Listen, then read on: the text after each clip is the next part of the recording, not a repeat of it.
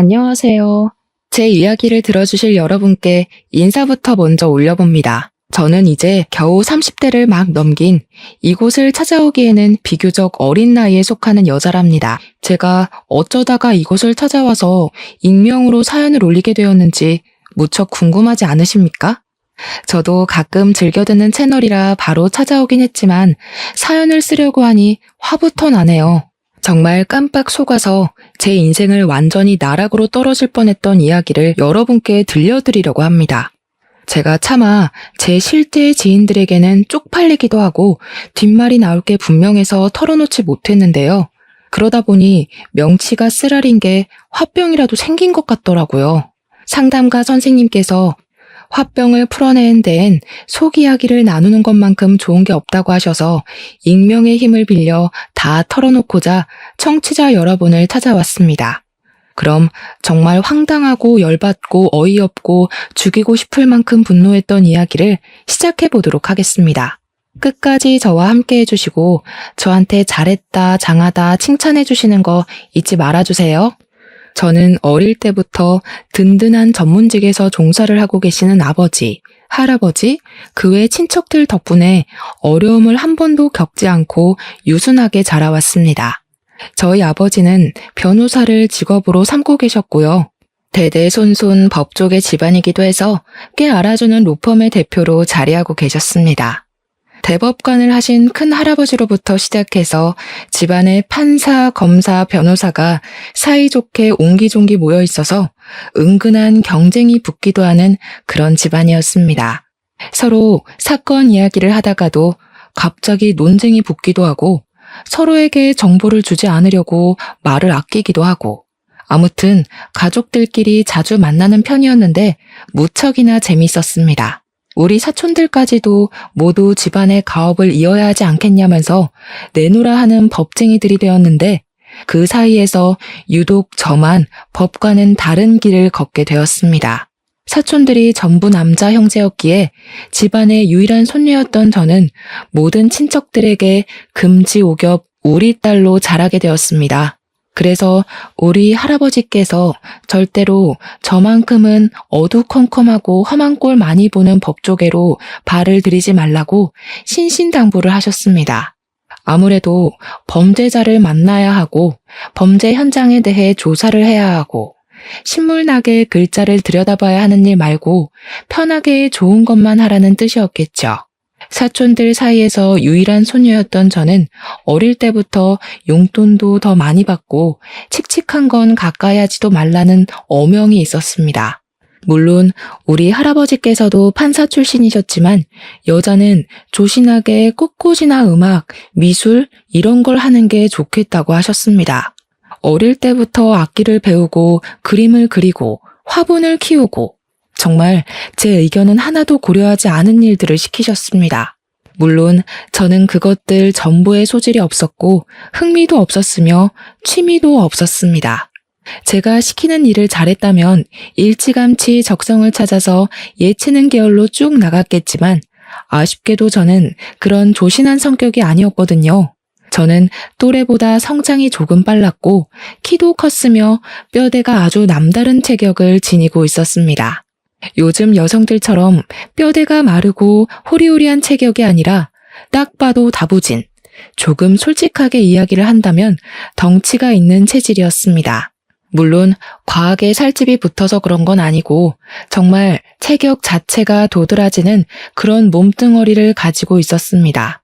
초등학교 시절부터 남달랐던 저는 학교 체육선생님의 권유로 유도를 배우게 됐는데 정말 너무나도 소질이 있고 재미까지 있는 게 아니겠습니까?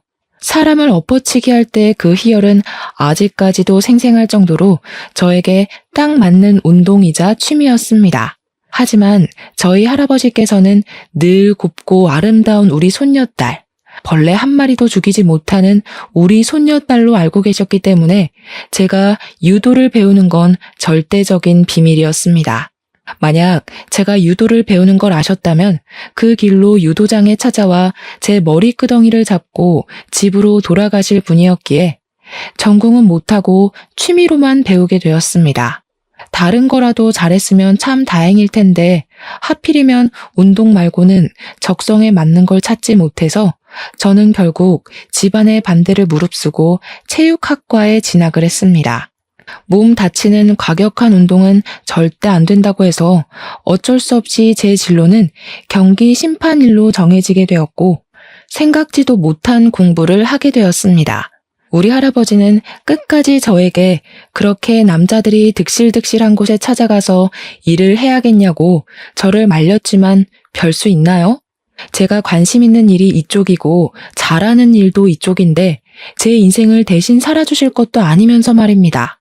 체육학과에 진학한 저는 유일하게 여자 같은 사람이었기에 남학생들의 많은 대시를 받게 되었고 대학을 다니면서 연애도 꽤 여러 번 하게 되었습니다.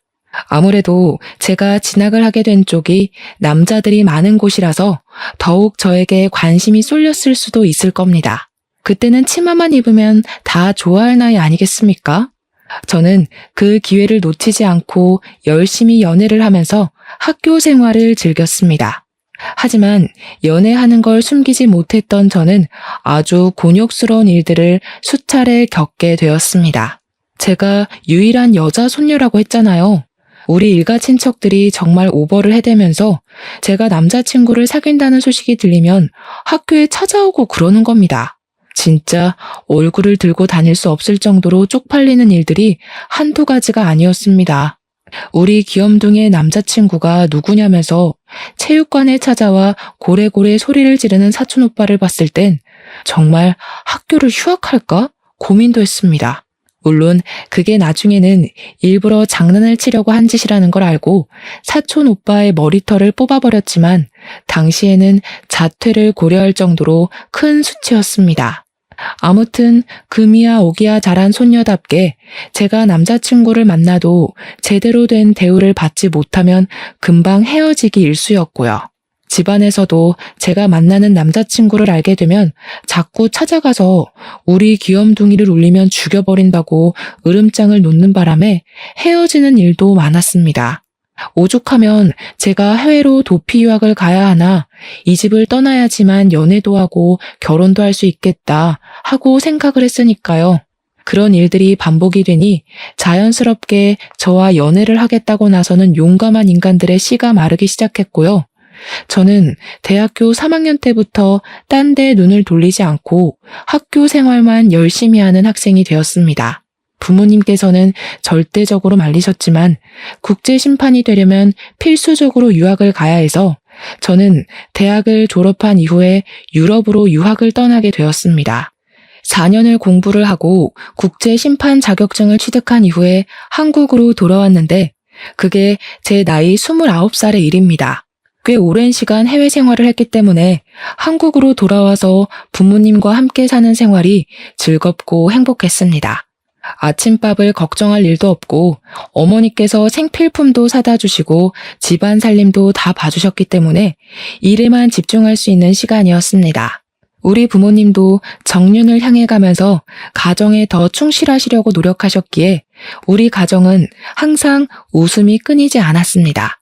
저는 운 좋게 바로 취업을 할 수 있었고 국내 대회 심판 일을 보면서 하루하루를 즐겁게 보내고 있었습니다. 제가 취업을 한 지 한 6개월쯤 지난 어느 날 우리 회사분 중 한 분이 저에게 남자를 소개해주고 싶다고 이야기를 하셨습니다. 한국에 와서는 남자친구를 사귀지 않았기 때문에 괜찮겠다 싶어서 뭐 하는 사람이냐고 물어보았습니다. 그러자 되게 비밀인 것처럼 상당한 부자라고 이야기를 하는 게 아니겠습니까? 자기도 간단한 회식 자리에 참석했다가 만나게 된 사람이라고 했습니다. 경기를 하게 되면 후원을 하는 스폰서 기업들이 붙기 마련 아니겠습니까? 그런데 가끔은 개인이 후원을 하기도 하거든요. 이 사람은 알부자인데다가 스포츠에 관심이 많은 사람이라서 개인적으로 경기 후원을 하는 사람이라고 하는 겁니다. 사실 개인이 큰 국내 대회 스폰서를 자처한다는 게 쉽지 않은 일이거든요. 정말 돈이 많아야지만 할 수 있는 일이랍니다. 잘 아시는 분이냐고 했더니 그건 아니고 다른 팀 회식 자리에서 소개를 받은 사람인데 제가 딱 생각났다면서 부잣집에 시집을 가면 자기한테 한턱 쏘라고 하더라고요.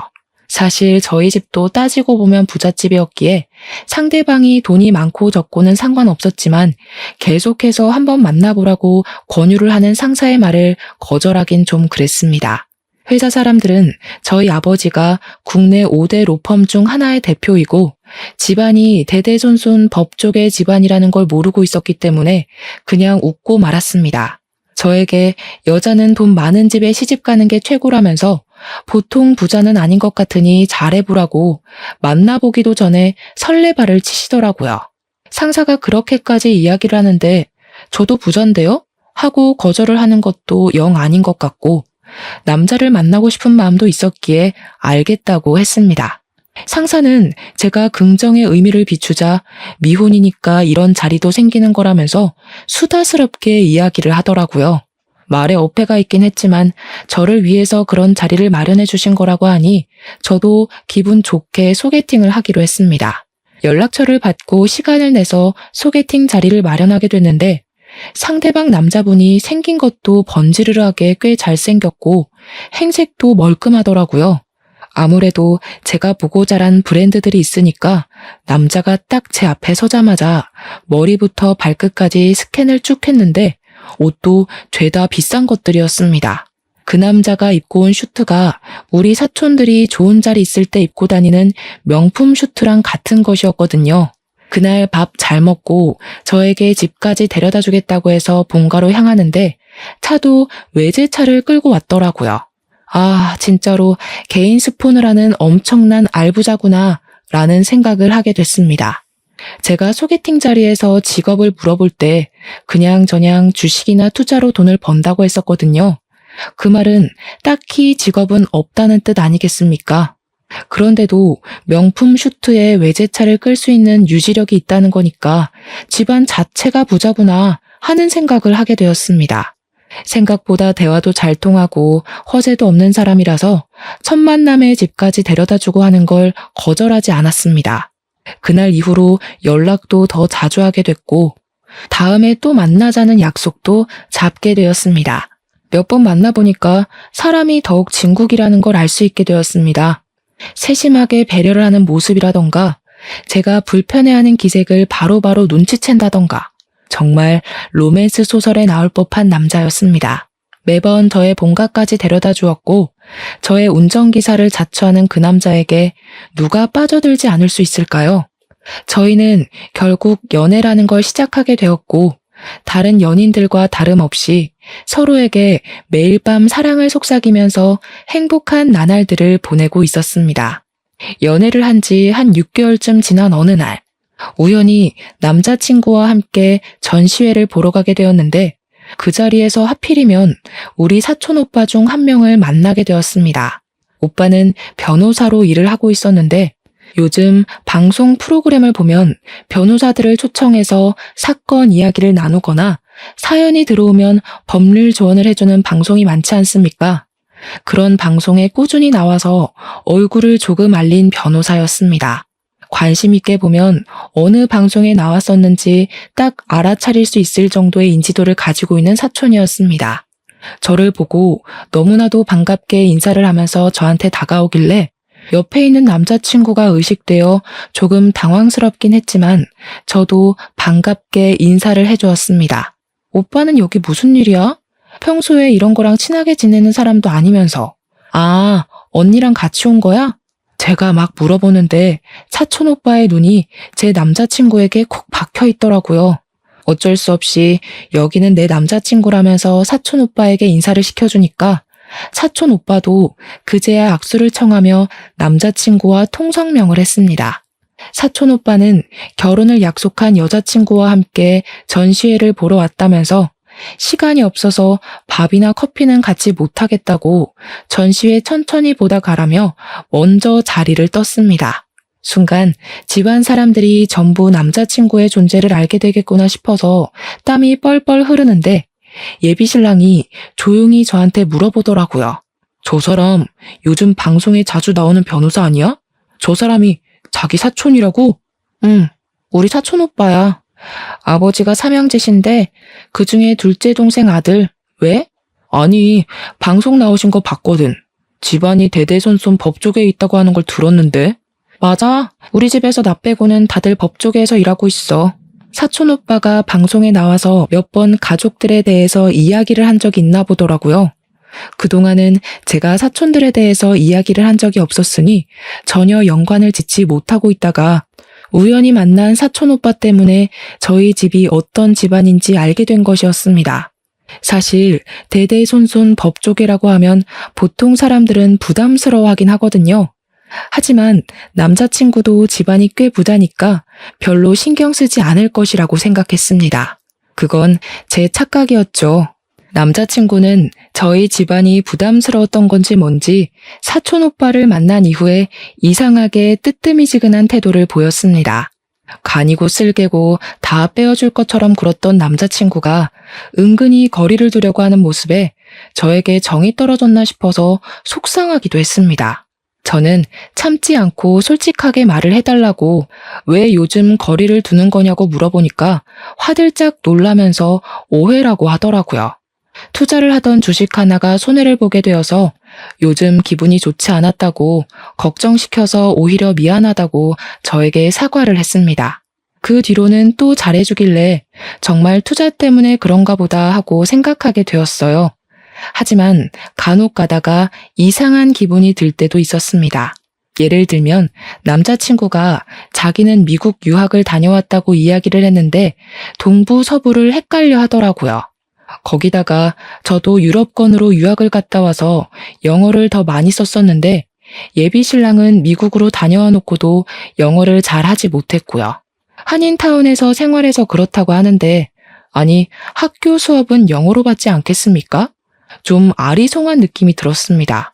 과거 이야기를 하면 은근히 불편한 기색을 보이기도 하고 해서 뭔가 제가 알면 안 되는 사정이 있는 것 같다는 느낌을 지우지 못하고 그냥 넘어가게 됐죠.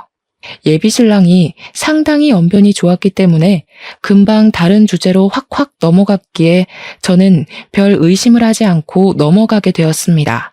그래도 헤어질 만한 일은 아니었기에 1년을 넘게 연애를 하게 되었고 변호사 사촌 오빠가 입을 다물고 있다가 새해에 친척들이 다 모인 곳에서 폭탄을 터뜨렸습니다. 저를 보고 개구지게 웃더니 남자친구랑 결혼은 안 하냐고 이야기를 해버린 거죠. 당연히 모든 친척들의 시선이 저에게 확 쏠리게 되었습니다. 우리 귀염둥이의 남자친구가 누구냐면서 이 자리에 데리고 나왔어야지 왜 안 왔냐고 남자는 남자가 봐야 된다.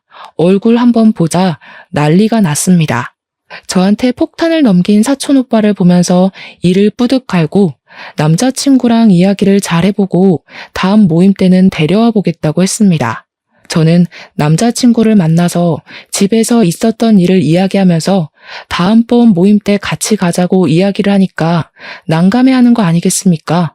그러면서 하는 말이 제가 들고 다니는 가방이라든지 차, 사는 집, 옷만 보고 부자일 거라 생각을 하긴 했지만 법조계 집안인지는 몰랐다고 하더라고요. 저는 솔직히 그게 무슨 문제가 되나 싶어서 이해를 하지 못했습니다. 우리 집에서 보자고 하니까 같이 가자고 한 것뿐이니까요. 하지만 남자친구는 아직 만난 지 1년밖에 되지 않았으니 천천히 했으면 좋겠다고 부담스럽다고 했습니다. 며칠 전까지만 해도 언제 결혼하냐, 빨리 가정을 꾸리고 싶다고 노래를 불렀던 것 같은데 갑자기 저러니 이상했습니다. 하지만 누구라도 저희 집이 부담스러울 수 있다고 생각이 들기도 해서 그냥 넘어갔습니다. 저도 그런 시선을 느낀 적이 몇 번 있었기 때문에 나서서 저희 집안이 대대손손 법조인들로 이루어져 있다고 말을 하고 다니지 않았거든요. 예비 신랑이 몇 주간 고민을 하더니 저에게 대뜸 우리 집 식구들을 보기 전에 자기 집 식구들을 먼저 만나보는 게 좋겠다고 하더라고요. 당연히 예비 신랑네 부모님을 만나러 가는 자리라고 생각을 해서 양손 무겁게 한우와 과일을 선물로 준비를 했습니다. 집도 아니고 밖에서 보자고 하길래 좀 이상했는데 만나기로 한 장소에 웬 또래의 여자가 나와 있는 게 아니겠습니까? 예비 신랑이 반갑게 인사를 하길래 저도 인사를 드리니 예비 신랑의 누나라고 말을 하더라고요. 그런데 그 누나라는 사람이 저를 머리부터 발끝까지 쭉 훑어보더니 이상하게 적대감이 가득한 얼굴로 저를 쳐다보는 게 아니겠습니까? 첫 만남부터 뭔가 실수한 게 있나 싶어서 가시방석에 앉은 느낌이 들었습니다. 집안이 상당히 빵빵하다고 들었는데 내 동생 무시하고 그러는 거 아니지? 내 동생이 우리 집에선 아주 귀하게 자란 아들이거든. 시작부터 저에게 경고를 하듯이 이야기를 하는데 말끝마다 너네 집 빵빵하다고 우리 집 무시하는 거 아니야? 하면서 말을 하더라고요.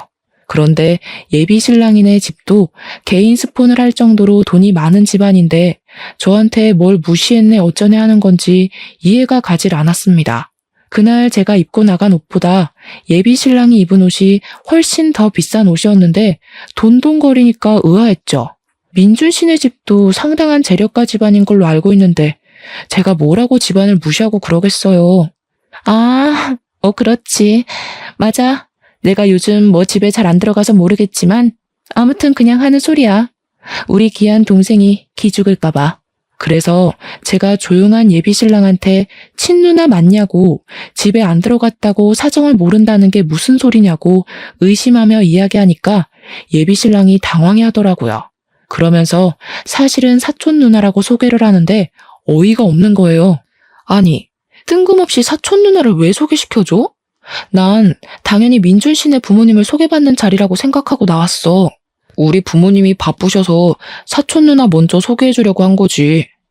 설마 그 전시회에서 우리 사촌 오빠 만났다고 이런 자리를 만든 거야? 그러니까 예비 신랑이 아무 말도 안 하고 멀뚱멀뚱 있더라고요.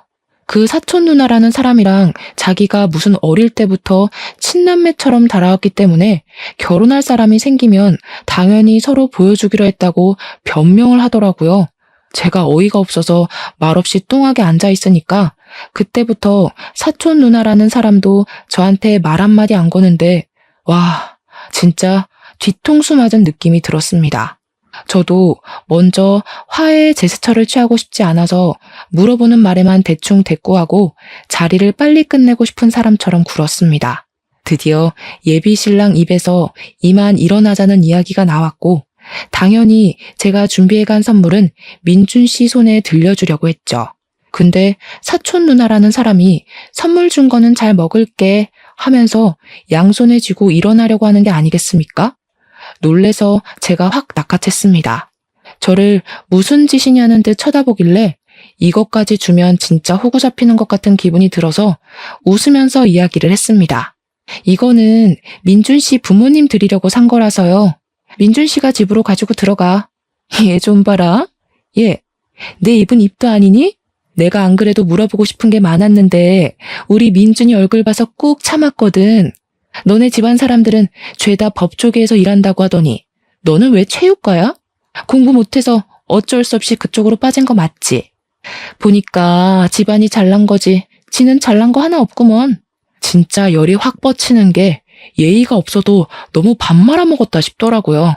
제가 인상을 쓰고 사촌 누나라는 사람을 쳐다보니까 더럽고 치사해서 그냥 가겠다고 빈손으로 성큼성큼 나가더라고요. 제가 또 기골이 장대한 여자고 키도 사촌 누나보다 크고 운동을 계속 해왔으니까 몸이 진짜 좋은 편에 속하거든요. 제가 째려보니까 무섭기라도 했나 완전 뒷공문이 빠지게 도망간다 싶어서 솔직히 조금 고소한 마음도 들었습니다. 운동을 배운 게 이런 데서 도움이 될 거라고는 생각도 못했거든요. 예비 신랑의 가족이긴 하지만 어쨌든 사촌 누나를 만난 이후에 제가 우리 부모님을 만나러 가자고 이야기를 하는데 계속 이 핑계 저 핑계 대면서 미루더라고요. 안 되겠다 싶어서 그럼 예비 신랑이네 부모님부터 만나러 가겠다고 집으로 가자고 하는데 집에 왜 오려고 하냐 그냥 편하게 밖에서 만나자 하더라고요. 집 청소를 안 하고 뭐 주식 자료며 그런 걸로 정신이 없다고 밖에서 만나야 부모님도 편하실 거라고 하더니 나를 안 잡는 거예요. 만나자, 날 잡을게. 그날은 안 된대. 이게 무한으로 반복되니까 저도 짜증이 나잖아요. 그래서 그냥 결혼하지 말자고 때려치우자고 강하게 나갔습니다. 그제야 다음 주 토요일에는 시간이 된다고 하셨다면서 만나자고 하는데 점점 정이 털리더라고요. 결국에는 토요일에 시부모님 되실 분들을 만나서 한정식 집에서 밥을 먹었는데 예비 시부모님 인상이랑 예비 신랑의 인상이 완전히 달라서 놀랬습니다. 예비 신랑은 키도 크고 피부도 하얀 편이고 쌍꺼풀이 없는 눈이었는데 시부모님은 두 분 다 쌍꺼풀도 있고 키도 작고 까무잡잡하시더라고요. 길 가다가 가족이라고 말 안 하면 진짜 생판 남이구나 싶을 정도로 닮은 구석이 하나도 없었습니다. 그날 한정식 집에서 뭐 들어도 안 들어도 상관없는 살아온 이야기 같은 걸 듣고 자리를 파하는데 제가 잘 먹었습니다 하고 인사를 했어요. 그러니까 예비 시부모님께서 무척이나 당황해 하시면서 본인들은 당연히 예비 며느리가 사주는 줄 알고 지갑을 안 들고 왔다고 하시는 거예요. 어쩌지? 우리가 지갑이 없는데 하는데 황당해서 그냥 제가 계산을 하고 나왔습니다. 예비 신랑도 어쩔 줄 몰라 하면서 부모님이 지갑을 안 들고 오실 줄은 꿈에도 몰랐다고. 뭐 어쩌겠어요. 그 뒤로 저희 집안 가족 모임이 잡히게 되었고 예비 신랑에게 우리 집 모임에 같이 가자고 했습니다. 매년 어버이날마다 가족들끼리 모여서 밥을 먹는데 한 3주 정도 남은 시점이었거든요. 이왕이면 미리 말해주는 게 좋겠다 싶어서 이야기를 했죠. 그러니 예비 신랑이 알겠다고 그날 만발의 준비를 해서 오겠다고 하더니 그 다음 날부터 주식시장에 변동이 심해서 일을 좀 해야 할 것 같다고 만나주질 않더라고요. 이건 또 무슨 일인가 싶어서 어이가 없었지만 저도 경기 일정이 계속 잡혀 있었기 때문에 서로 바빠서 아예 만나지를 못했습니다. 어버이날 전날에 약속 있지 않았지? 하니까 걱정하지 말라고 준비 다 했다고 하더라고요. 그래서 가족들에게 줄 선물이라도 챙긴 건가 싶어서 혼자 기특해하고 있었습니다. 이번에도 만나는 게 부담스럽다고 하면 파혼할 각오까지 하고 있었기 때문에 예비 신랑이 순순히 따라오겠다고 한 점에서 점수를 듬뿍 주었습니다. 결혼 준비를 시작한 것도 아니고 이제 겨우 인사를 드리는 것뿐인데도 이렇게 복잡하니 결혼 준비는 얼마나 복잡할까 겁이 나기도 했습니다. 어버이날 전날 예비 신랑에게 미리 집안 분위기도 설명해 줄 겸 점수 따려면 해야 하는 행동도 말해 줄 겸 만나자고 했더니 알겠다고 하더라고요. 그래서 회사 쪽 카페에서 만났는데 저는 진짜 너무나도 놀라고 말았습니다. 신랑이 글쎄 쌍꺼풀 수술을 하고 나타난 게 아니겠습니까? 너무 놀란 나머지 커피를 쏟은 것도 모른 채로 입을 떡 벌리고 있었습니다. 예비 신랑이 수줍게 웃으면서 잘 어울리냐고 우리 집에 잘 보이고 싶어서 쌍꺼풀 수술을 했다고 하는 겁니다. 그런데 쌍꺼풀을 어디서 수술한 건지 너무 두껍게 집어버린 탓에 너무 느끼해져 버린 거예요. 꺼벙해진 눈을 보는데 도무지 시선을 맞추지도 못하겠고 멀쩡하게 잘생긴 그 얼굴을 왜 저렇게 망쳐놨나 싶어서 속이 답답할 지경이었습니다. 물론 얼굴 뜯어먹고 사는 건 아니지만 성형 수술을 해서 더욱 못나져버린 얼굴을 보니까 없던 화병이 다 생길 지경이었습니다. 수술한 지 3주가 됐다고 했으니 제가 우리 집에 인사를 드리러 가자고 하자마자 눈을 수술을 하고 나타난 것이었습니다. 그동안 실밥에 붓기 때문에 저랑 데이트를 하지 못했던 거라고 이제 와서 말해서 미안하다고 하면서 활짝 웃는데 못 참겠더라고요. 진짜 눈이 감기나? 싶을 정도로 두껍게 집은 탓에 저게 붓기인 건지 아니면 붓기가 다 빠진 건지 헷갈릴 지경이었습니다. 집에는 이미 예비 신랑이 인사를 드리러 올 거라고 말을 해놨는데 이제 와서 눈 때문에 못 데려가겠다고 할 수도 없고 해서 울며 겨자 먹기로 다음날 모임에 예비 신랑을 데리고 나갔습니다. 다들 예비 신랑의 얼굴을 보자마자 하면서 말이 없더라고요. 전시회에서 만났던 변호사 사촌이 원래 저 얼굴이 아니었던 것 같은데 하면서 황당해했습니다. 제가 짜증이 확 나서 우리 집에 잘 보이고 싶어서 쌍꺼풀 수술했대 하니까 다들 필사적으로 웃음을 꾹 참으시더라고요. 그러더니 사촌 중 한 명이 누구를 닮은 것 같다고 어디서 많이 본 얼굴이라고 예비 신랑을 빤히 쳐다보더라고요. 그 사촌은 검사로 일을 하고 있는 사촌 오빠였는데 계속 뚫어지게 쳐다보니까 예비 신랑이 부담스러워했습니다. 아, 닮긴 누굴 닮아. 그만 쳐다봐. 웅삼이. 그 말에 다른 가족들도 결국 웃음을 참지 못하고 다들 빵 터지고 저는 응삼이 누군지 몰라서 막 찾아보는데 사진 보고 뒤로 자빠질 뻔했습니다. 우리 예비 신랑은 기분이 나쁠 만도 한데 거기서 하하 웃으면서 땀을 뻘뻘 흘리더라고요. 그리고 예비 신랑이 먼저 자기 입으로 제가 응삼이를 닮아서 그런가 봅니다 하면서 분위기를 바꿔놓았습니다. 다들 성격은 좋은 것 같다면서 하나둘 풀어져서 예비 신랑에게 이것저것 질문도 하고 음식도 챙겨주시고 했습니다. 그날 그 모임에서의 일로 예비 신랑이 용기가 생긴 건지 뭔지 저한테 빨리 결혼했으면 좋겠다면서 결혼 노래를 부르더라고요. 저는 응삼이가 된 그 얼굴에 적응이 되지 않아서 뭘 서두르려고 하냐고 이제 인사드린 거 아니냐고 한 발 뒤로 물러섰는데 예비 신랑은 포기하지 않고 결혼 노래를 불렀습니다. 그러던 어느 날 사촌 누나라던 여자가 저한테 만났으면 좋겠다고 연락이 오더라고요.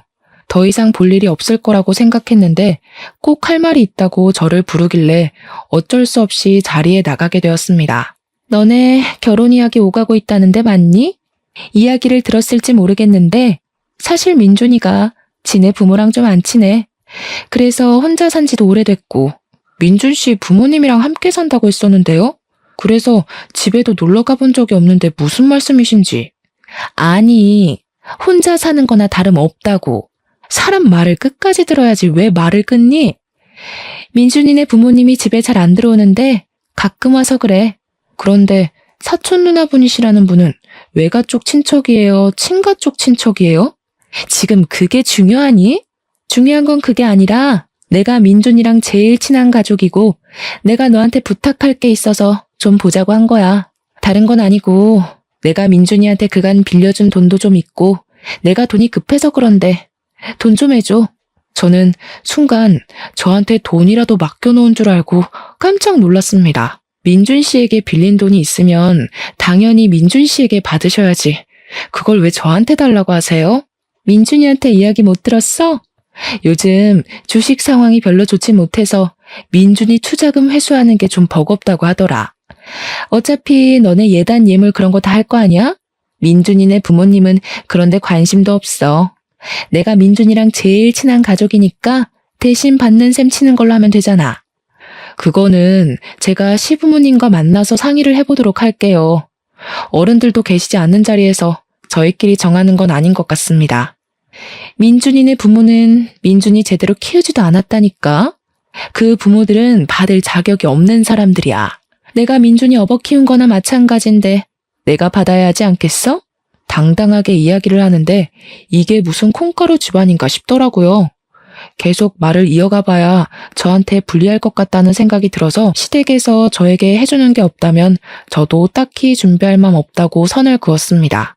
그러니까 화들짝 놀라면서 집도 부자인데 당연히 바리바리 예단을 준비해야 하는 거 아니냐면서 친척들 것까지 싹 다 준비를 하라고 훈수를 두더라고요. 시댁에서 예물을 줘야 저도 구색에 맞춰서 준비하는 거 아니겠습니까? 근데 한술 더 떠서 사촌 신우가 저에게 종이를 내밀더라고요. 이거 예단 목록인데 우리 집에 살림 채워야 할 것들 써놨어. 집을 해온 것도 아니고 아직 상견례니 뭐니 결혼 준비를 하나도 한 게 없는데 예단 목록이라며 그것도 사촌 신우 집안 살림을 채우라뇨. 종이 적힌 목록이 아주 가관이었습니다. 자기네 집에 냉장고, 세탁기, 건조기, TV를 놔달라고 적어놨길래 기가 막히더라고요. 막말로 친누나도 아니고 사촌 누나인 주제에 뭘 받아 챙기겠다는 건지.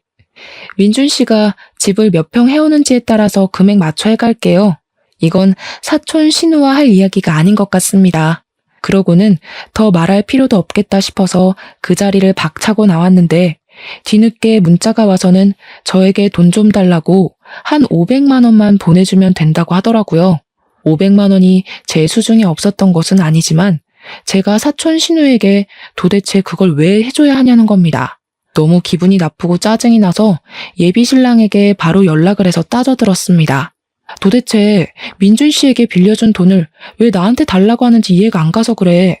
그것도 꼴랑 500만 원이래.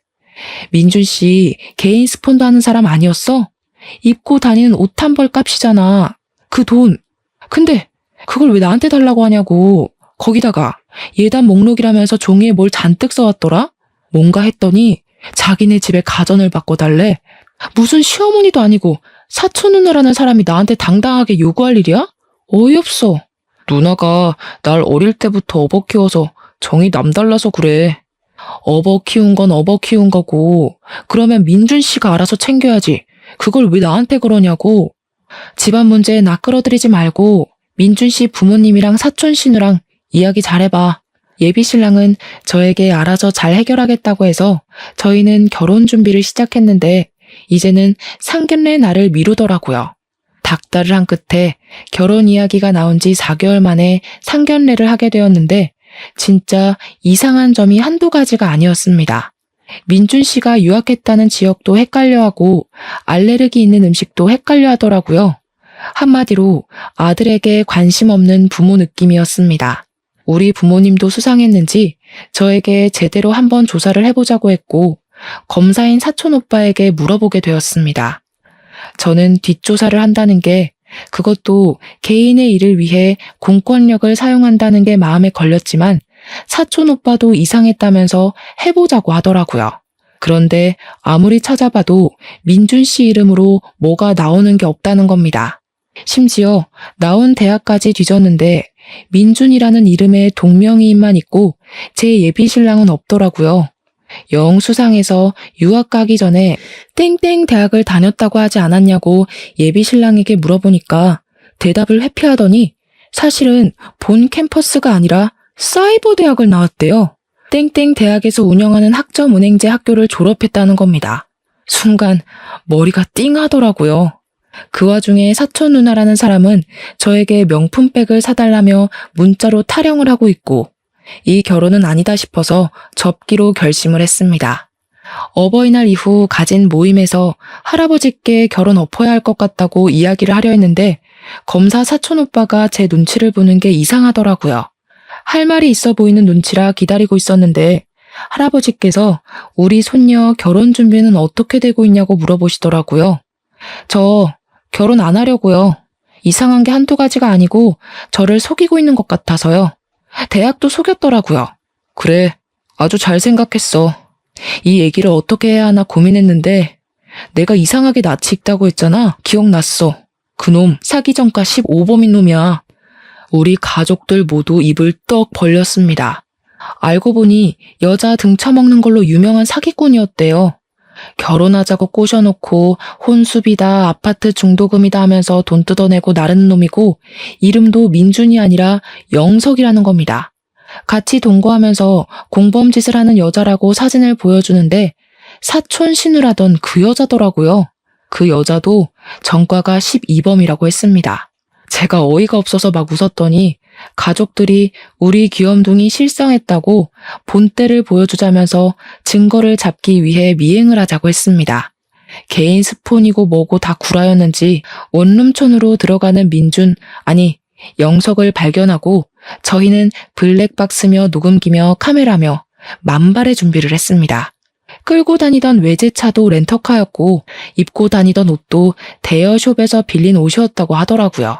원룸에 들어갔던 영석은 운동복으로 갈아입고 현관 입구 옆 화단에서 사촌 신우라던 그 공범과 같이 담배를 피우고 있더라고요. 저와 사촌들은 차에 숨어서 살짝 창문을 열고 그 대화를 엿들었습니다. 야, 쌍수하니까 아예 못 알아보던데 검사도 못 알아보더라.